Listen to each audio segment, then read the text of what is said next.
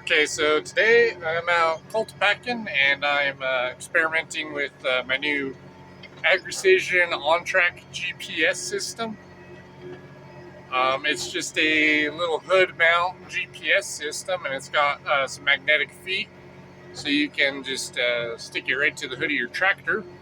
Uh, this Case 7120 has a fiberglass hood though, so I just built that little mount off of the weight rack to hold up the GPS system, but it does come with some little metal discs with an adhesive back that you can stick to a fiberglass or plastic hood or whatever. We painted this hood a couple of years ago, so I just couldn't bring myself to stick anything on them, so I built that mount, but you don't need to do that. So the way this GPS works is it just is a guidance light bar. So you can see right now it's green, that means I'm on my line. If I get off my line a little bit, you see it starts flashing red.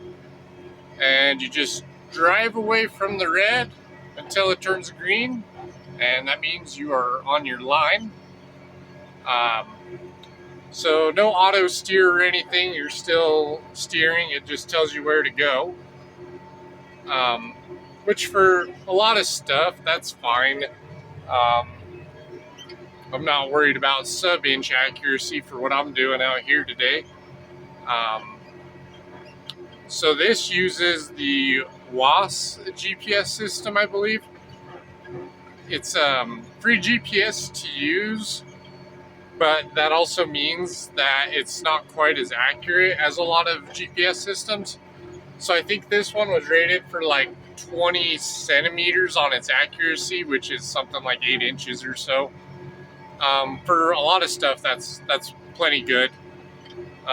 But if you need something really, really precise, this probably isn't it. But then you'll probably also need something with auto steer, because just being able to steer within 8 inches of accuracy across the field is kind of a challenge.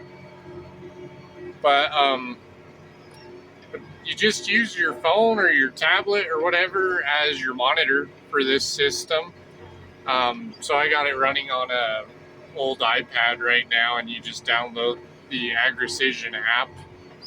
I've used it on my phone too, which is an Android, so it works on either of them. This just makes a nice monitor inside the tractor. So we'll stop here and I can tell you a little more about it. So you can see it has your implement width, your current speed, the area you're covered. So if you click on the tractor icon, so now the lights on the tractor, they're off, so it's not recording area covered. But if you hit it and the lights are on, it's recording area covered.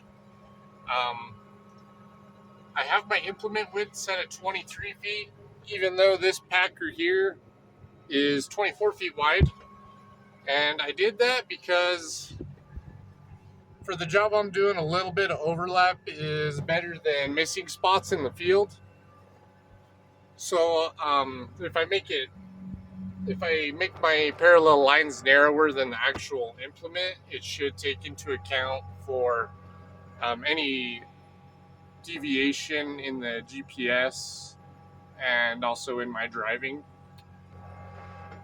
So to set up your implement, all you got to do is come to implement set in the width, which you can put in whatever you want. It's pretty easy to adjust. You just do that, whatever. Your side offset, which doesn't apply here, but if you had something that was all to one side of your tractor, that's where you would use that.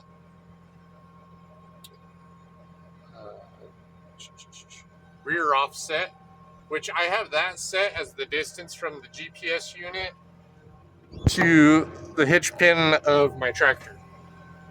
And I think that's the way you're supposed to do it. I set it up earlier to where it was the distance from the GPS to the back of my implement, and that didn't seem to work quite as well. So I just went back to this. Sections, If you had something with multiple sections, I haven't messed with that, so I don't really know much about that. And the height, which is just the height from the ground to the height of your OnTrak, which in this case is 6 feet 6 inches. And that gets your implement all set and ready. And then to get going out in the field, you just set your AB line, which you just come over here and hit AB line set. I'm not going to mess with that right now because I got mine set and I don't want to jack with it. But all you do is you hit set 8 point, drive across your field. When you get to the other end, you hit set to B point, and that is going to create the line that all your parallel lines are based off. So as you can see here, here's the line I'm driving, here's the next one over, and the next one over, and they should all be 23 feet on center.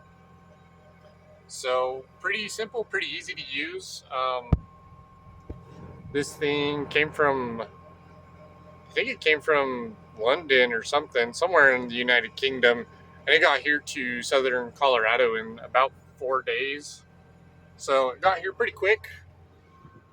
For something like a Colt Packer, I don't really think you would need it. I was just experimenting with it today. I used it yesterday on a fertilizer spreader, and I was broadcasting oat seed out here, and I'm just using the Colt Packer to stir my seed into the ground. But on the fertilizer spreader, it worked really well because that does a 50-foot spread, and I could just set my AB line and then set, I think I set 48 foot as my implement width, so I had parallel lines out here every 48 feet, and that was just so that, again, if I had any deviation in the unit or my driving or whatever, just so I didn't miss any spots with seed. But that worked out pretty good because I didn't have to come out here with another person to mark flags or do anything like that. I was just able to find my next line and drive it.